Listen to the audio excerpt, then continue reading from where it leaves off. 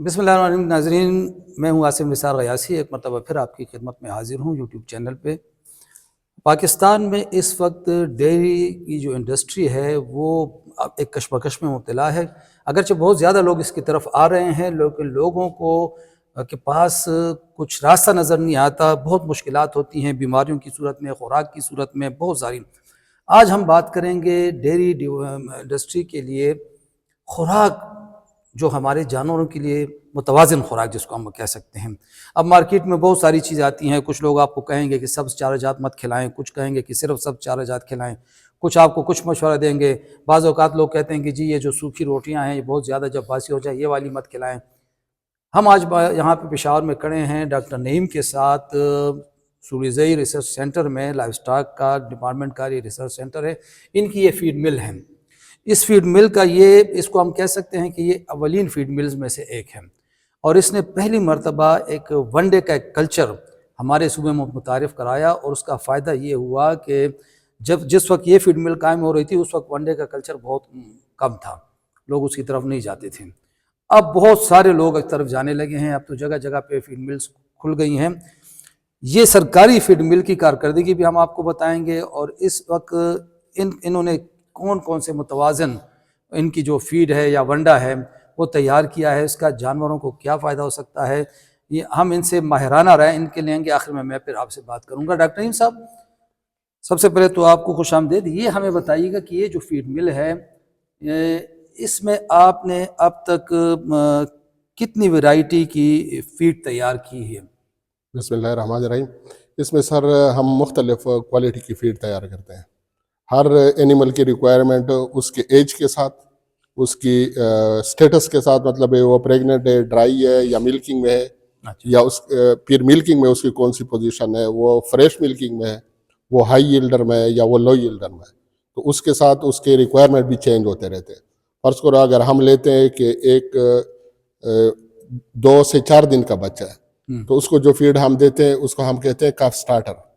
تو اس کی جو پروٹین لیول ہوتی ہے اور اس کی جو انرجی لیول ہوتی ہے وہ مختلف ہوتی ہے، بالغ جانور سے مختلف ہوتی ہے، اور وہ یہ 3 مہینے تک پھر ہم یہ خوراک اس کو دیتے ہیں۔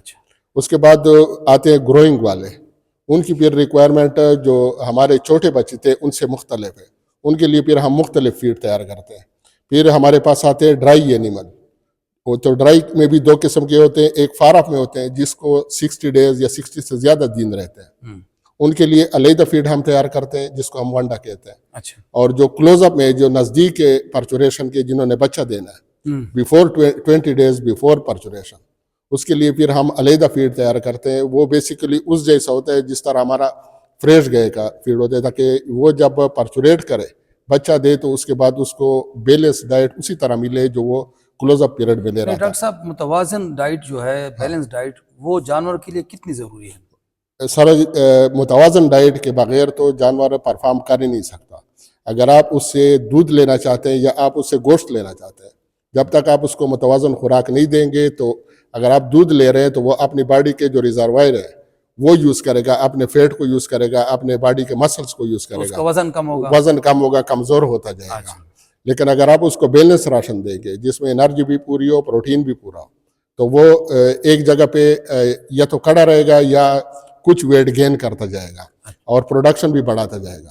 اچھا، اس متوازن خوراک سے ایک تو 2 چیزیں مجھے کلیئر کریں، ایک کہ گوشت کی پیداوار میں کتنا اضافہ ہو سکتا ہے، اور ساتھ میں دودھ کی پیداوار میں کتنا اضافہ ہو سکتا ہے، یا دودھ لینے کا جو پیریڈ ہے وہ بھی کچھ لمبا ہو سکتا ہے۔ سر یہ اسی طرح ہے کہ اگر آپ کسی اینیمل سے اس کی کیپیسٹی کے مطابق دودھ لینا چاہتے ہیں، کہ ایک تو اینیمل کا بریڈ ہے کہ وہ نسل کون سی ہے، اس کی کیپیسٹی ہے کتنی، پھر اس کے بعد اگر آپ نے دودھ لینے تو اس کے لیے خوراک بہت ضروری ہے، وہ جتنی بھی اچھی بریڈ ہو، لیکن آپ اس کو بیلنس راشن نہیں دے رہے تو وہ اپنا جو پرفارمنس ہے وہ شو نہیں کرے گا۔ اسی طرح اگر آپ میٹ پرپس کے لیے جاتے ہیں، آپ چاہتے ہیں کہ یہ فیٹنگ ہو، تو وہ اگر آپ اس کو بیلنس خوراک نہیں دیتے، وہ یا ڈیفیشینٹ ہے انرجی میں یا پروٹین میں ڈیفیشینٹ ہے، تو وہ اسی طرح ویٹ گین نہیں کرے گا۔ مطلب یہ اگر وہ 1 سے 1.5 kg اس کو گین کرنا چاہیے تھا تو وہ گین کرے گا 100 گرام، 200 گرام، 300 گرام، 500 گرام۔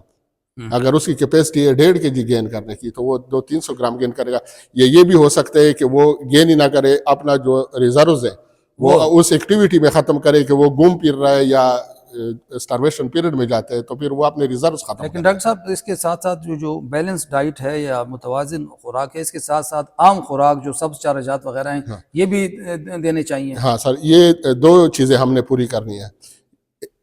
एक एज फीड बेस पे हम फीड को बैलेंस करते हैं, एक हम ड्राई मैटर बेस पे करते हैं। तो ड्राई मैटर जो है वो हमें पूरा करना होता है, इससे जो सब्ज़ चारा है या जो भूसा है या जो साइलेज है उससे पूरा करना है। जो एनर्जी है और प्रोटीन है वो हमने देना होता है ग्रेन्स में से, जिसमें मकई है, किनोला है, सोयाबीन है, राइस पालट है, इस किस्म की चीज़ों से। आम किसान को अगर ये बैलेंस डाइट की ज़रूरत हो, मार्केट में बहुत सारे नाम है लेकिन बाज़ औक़ात लोगों की तसल्ली नहीं होती, क्योंकि एक सरकारी काम है, इसका एक सरकार की एक साख होती है। अगर एक आम फार्मर कहीं से भी वो चाहता है कि वो आपसे बैलेंस डाइट तैयार करवाए, तो उसका क्या तरीक़ाकार होगा? वो सिंपली सर हमें एक रिक्वेस्ट दे कि मुझे इतनी क्वांटिटी में चाहिए। तो जब हम उसके लिए तैयार कर लेंगे, वो अकाउंट में पेमेंट कर दे और हम उसको उसकी सप्लाई दे देंगे, जितना भी उसको क्वांटिटी चाहिए होगी। मार्केट से ये चीज़ उनको महंगी तो नहीं पड़ेगी? नहीं सर, ये हमारे और मार्केट के रेट बराबर है। लेकिन क्वालिटी में फिर क्वालिटी में सर ये फ़र्क है कि अगर मार्केट में जो कमर्शियली तैयार कर रहा है वो कोशिश करते हैं कि मुझे प्रोटीन सोर्सेज या एनर्जी सोर्सेज जो सस्ते मिल रहा है वो मैं ले लूँ, लेकिन हम सिंपली एक ही सोर्स ले रहे होते हैं। असल में हमारे डाइजेस्टिव सिस्टम में और एनिमल के डाइजेस्टिव सिस्टम में फ़र्क है।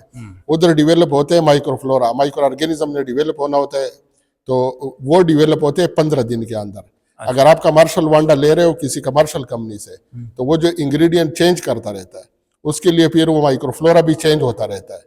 असल में ये मिलना होता है, अगर आज हम खिलाते हैं तो 10 से 15 दिन के अंदर वो एनिमल को अवेलेबल होता है माइक्रोफ्लोरा की सूरत में। लेकिन अगर हम बार बार इसके इंग्रेडिएंट चेंज कर रहे हैं तो वो एनिमल को मिल नहीं रहा, वो वैसे ज़ाया जा रहा है। अच्छा नाज़रीन, ये आपने देखा। थोड़ा सा हम चाहेंगे कि ये फीड मिल्क भी आपको दिखाएं। हमारे साथी आपको दिखा रहे हैं कि डॉक्टर नईम साहब ने बहुत अच्छी बात की कि जानवरों से गोश्त लेने के लिए या जानवरों से दूध की इजाफी पैदावार लेने के लिए आम डाइट के साथ, आम ग़िज़ा के साथ, आम खुराक के साथ फिर आपको एक मुतवाज़िन ग़िज़ा भी उनको देनी है, वो जो उनकी जिस्मानी ज़रूरियात को पूरा करें। और उसका फ़ायदा ये होगा, थोड़ा ख़र्च आपका ज़्यादा होगा लेकिन फ़ायदा ये होगा कि आपके गोश्त की पैदावार भी बढ़ेगी। अगर आप फैटनिंग के लिए काम कर रहे हैं, साथ में ना सिर्फ दूध की पैदावार बढ़ेगी बल्कि जो दूध का लेने का जो पीरियड है वो भी आपका लंबा हो जाएगा। तो ये एक फार्मर चाहता ही ये है कि एक तो फैटनिंग की तरफ हो जाए और एक दूध की पैदावार बढ़ने के साथ साथ दूध लेने का जो दौरानिया है वो भी तवील होता जाए। तो नाजरीन, जो हमारे साथी जो फार्मर फैटनिंग पे जाना चाहते हैं, वो दूध की पैदावार में इजाफा चाहते हैं, तो मुतवाज़िन डाइट की तरफ आएँ और इसके लिए ये सरकारी फीड मिल मौजूद है, इनसे रब्ता करें तो आप फ़ायदे में रहेंगे। खुदा हाफिज़।